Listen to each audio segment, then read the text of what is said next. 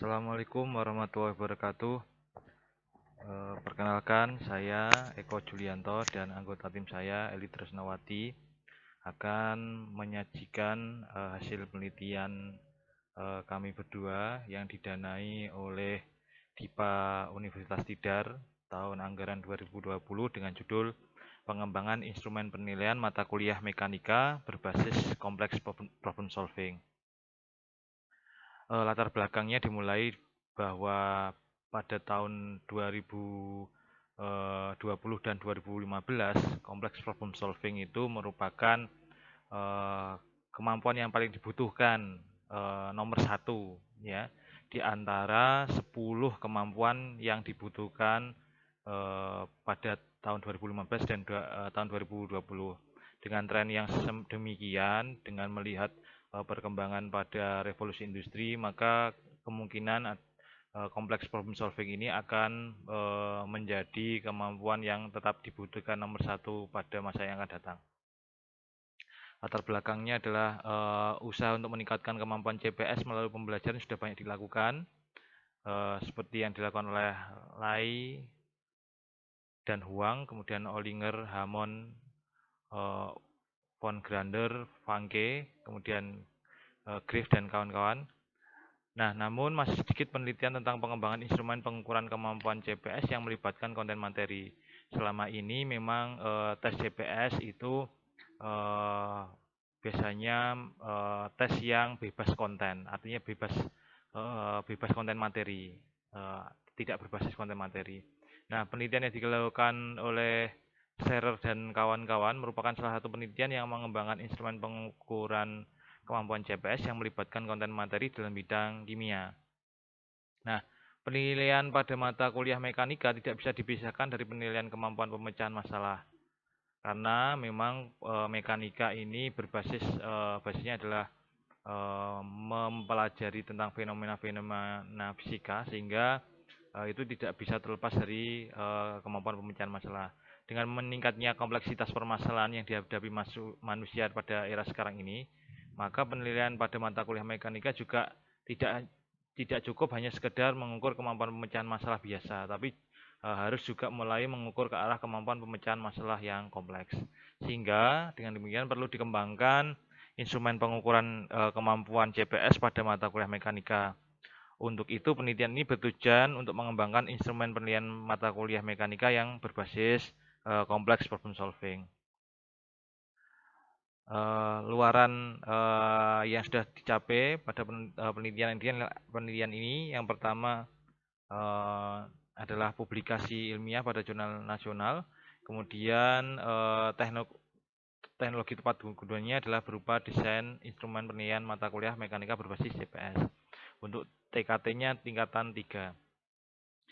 Metode penelitian ini menggunakan jenis penelitian R&D ya, menggunakan model ADDIE yang tahapannya adalah tahap analisis, desain, pengembangan, implementasi, dan evaluasi. Kemudian populasi yang digunakan pada penelitian ini yaitu mahasiswa program studi pendidikan IPA dengan sampelnya adalah 80 mahasiswa yang telah menempuh mata kuliah mekanika pada tahun sebelumnya. Dengan pengambilannya metodenya adalah purposive random sampling. Kemudian alat pengumpul datanya yang pertama adalah lembar validasi, yang kedua adalah tes CPS. Analisis datanya, data dianalisis untuk hasil validasi ya, dianalisis menggunakan V-icon, sedangkan untuk data hasil implementasi dianalisis menggunakan model IRT yang dari model RAS. Kemudian hasil dan pembahasan. Untuk tahap analisis didapatkan indikator dari CPS itu setidaknya ada 4 dari berbagai hasil review artikel. Yang pertama adalah dinamis, definisi operasionalnya adalah terdiri dari beberapa variabel yang sangat saling berhubungan dan berubah seiring waktu. Kemudian indikator yang kedua adalah tidak jelas. permasalahan tidak disajikan secara jelas, kemudian koneksi tidak transparan, definisi operasionalnya adalah hubungan antar variabel tidak transparan, kemudian yang keempat, terdapat beberapa tujuan yang saling kontradiktif. Definisi operasionalnya adalah permasalahan memiliki lebih dari satu tujuan dan saling kontradiktif. Kemudian hasil dan pembahasan. Selanjutnya desain. Pada tahap desain, tes ini berdasarkan hasil analisis kebutuhan. Ya. Tes ini terdiri dari 3 bagian atau 3 item soal, yang mana setiap bagian terdiri dari 3 sub-bagian yang membahas permasalahan yang sama. Responden harus mengerjakan soal secara urut, mulai dari bagian pertama, subbagian 1, dilanjutkan bagian pertama, subbagian kedua, kemudian bagian pertama, subbagian ketiga, dan seterusnya, urut sesuai dengan halaman. Ketika mengerjakan bagian pertama, tidak boleh membuka dan membaca bagian selanjutnya, dan ketika mengerjakan subbagian pertama, tidak boleh membuka dan membaca subbagian berikutnya. Kemudian saat mengerjakan, responden boleh membuka atau membaca subbagian sebelumnya, namun tidak boleh membuka dan membaca bagian sebelumnya. Kemudian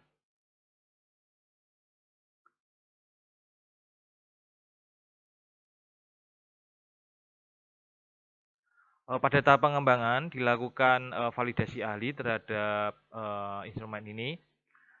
Ini menggunakan 3 ahli atau 3 rater. Berdasarkan hasil validasi tersebut,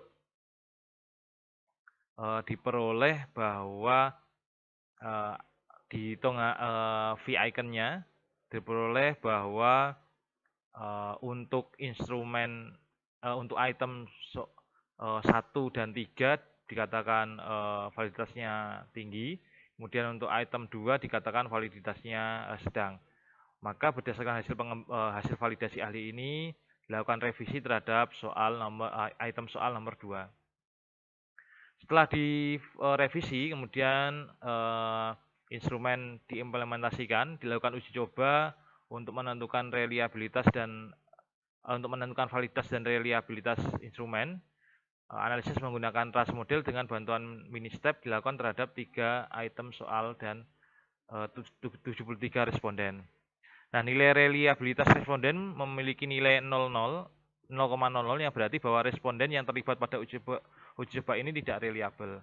Kemudian nilai reliabilitas untuk item soal sebesar 0,67 yang berkategori memiliki reliabilitas sedang. Kemudian nilai Cronbach alpha memiliki nilai 0,17. Hal ini menunjukkan soal yang dibuat reliabel namun tidak cocok digunakan pada responden. Artinya kalau kita melihat dari sini, ini reliabel.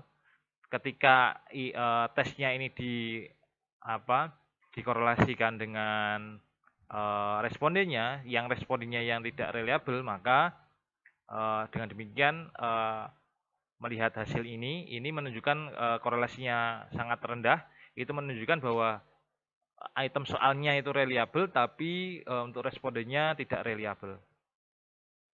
Kemudian untuk validitas item dinilai dari 3 parameter, yaitu nilai outfit MNS key, ya, kemudian nilai ZSTD dan nilai PT Measure Core, ya. Nah, berdasarkan ketiga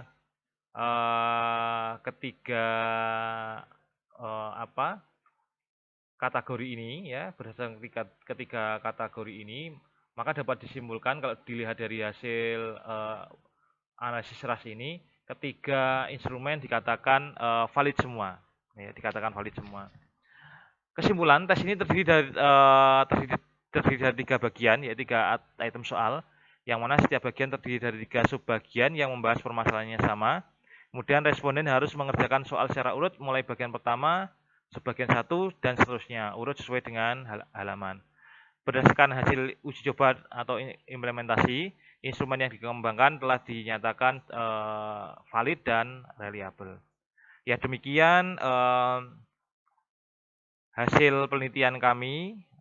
Kurang lebihnya mohon maaf. Assalamualaikum warahmatullahi wabarakatuh.